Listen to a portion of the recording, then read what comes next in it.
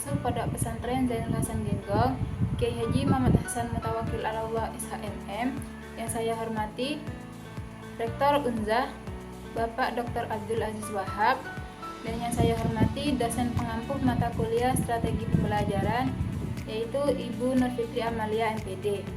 Perkenalkan, nama saya Adiatul Hamidah.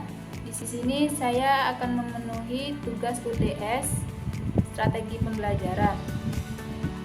Baiklah, di sini saya membuat tujuan pembelajaran yang terdiri dari audien, before, condition, dan degree. Adapun contohnya yaitu seperti ini. Rina dapat menjelaskan tentang pencemaran sungai setelah melihat video dengan cermat. Di sini Rina sebagai subjek.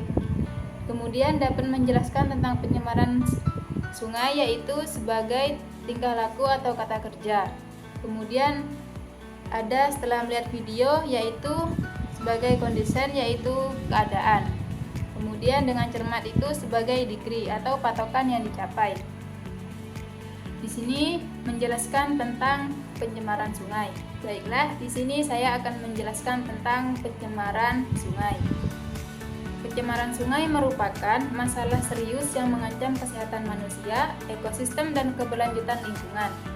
Pencemaran terjadi ketika zat berbahaya atau polutan masuk ke dalam sungai, mengubah komposisi kimia dan fisik air, serta mengganggu keseimbangan ekosistem. Berikut ada beberapa penyebab terjadinya pencemaran sungai. Yang pertama yaitu limbah industri. Adapun limbah industri itu terbagi menjadi dua, ada limbah cair dan limbah padat.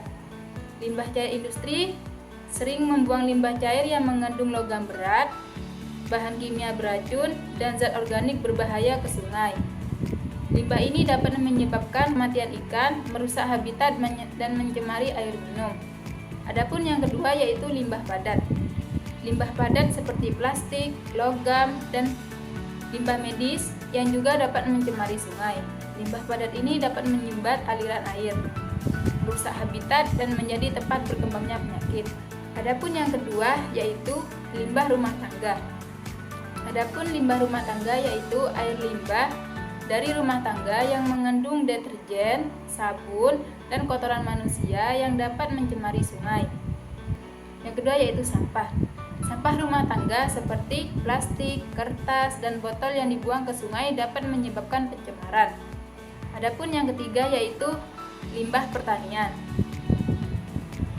Pupuk dan pestisida yang digunakan dalam pertanian dapat terbawa air hujan ke sungai, menyebabkan peningkatan kadar nitrat dan fosfat serta pencemaran air. Kemudian ada kotoran hewan. Adapun kotoran hewan yang dibuang ke sungai dapat mencemari air dengan bakteri yang terdapat di parasit berbahaya. Kemudian ada aktivitas pertambangan.